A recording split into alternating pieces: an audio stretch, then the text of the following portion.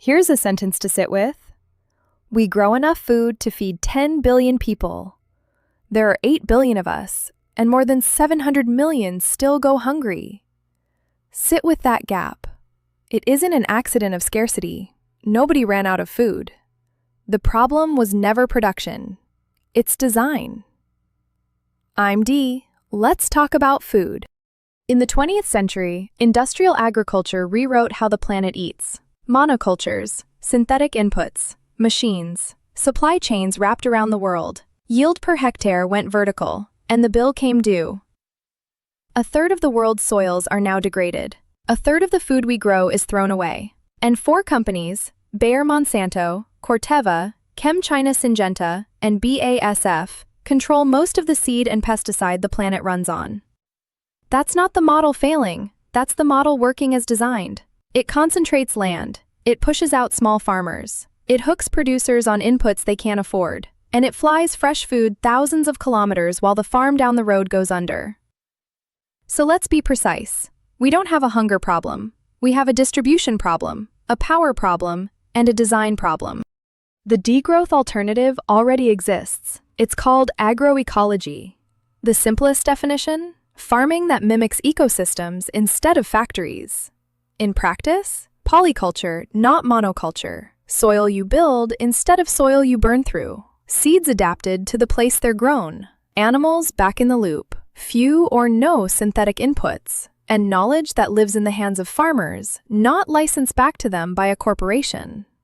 And here's the part the industry doesn't advertise. It works. Agroecological systems consistently beat industrial ones on the things that actually matter over time. Resilience to climate shocks, biodiversity, soil health, and productivity across the whole farm, not just a single crop. They use less water, they store more carbon.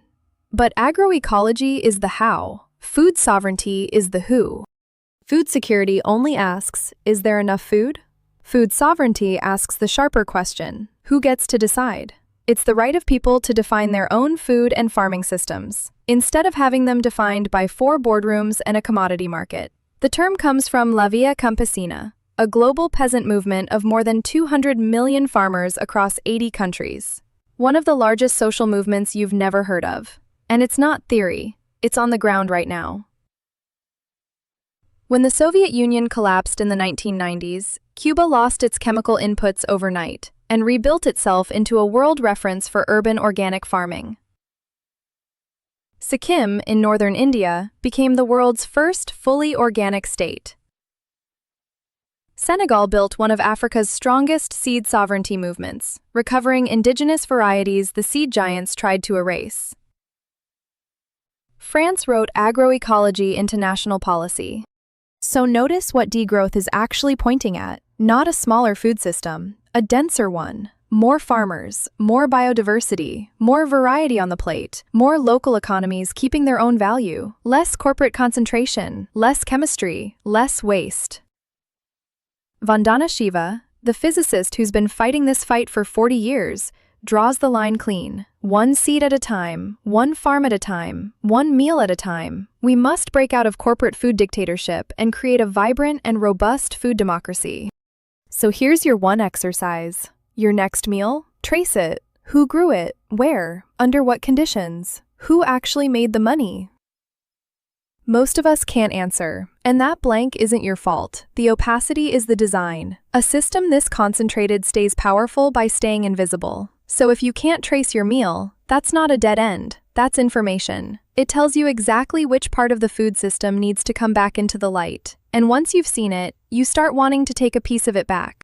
Start where you live. A raised bed, a balcony, one pot on a windowsill. That's food sovereignty at the smallest possible scale. A piece of the food system you actually control. And you don't have to figure it out alone. There's a whole generation of growers teaching this right now. If you want the backyard blueprint, James Prigioni grows a full food forest on an ordinary suburban lot. Check out Epic Gardening by Kevin Espiritu, which is one of the most practical entry points. Raised beds, grow bags, no huge land required. And Gardenary by Nicole Burke teaches complete beginners to grow a kitchen garden you actually eat from. If you want to spend as little as possible, Hugh Richards will show you how to grow food for free. And Charles Dowding, the godfather of no-dig, will teach you to build soil instead of breaking your back. Some of the oldest food-growing wisdom on Earth comes from the East. Regine Zhang of Asian Garden to Table grew up farming in Guangxi, China, and now teaches how to grow over 100 Asian vegetables from seed. Daisy Creek Farms Jag Singh teaches organic growing rooted in his family's Punjabi farming heritage. And in India, Dr. Ekta Chaudhry's Garden Up shows millions how to grow vegetables on a city terrace, science included. Follow one, grow one thing. That single act does more than any hashtag. It pulls a piece of your food out of the corporate system and back into your own hands. I'm Dee. Go plant something and tag any growers and farmers you know in the comments below. In the next video, we explore the right to repair revolution, why Apple, Tesla, and John Deere don't want you to fix your stuff, and what's being done about it. If you haven't already, hit subscribe and let's build a world that thrives by design, not by default.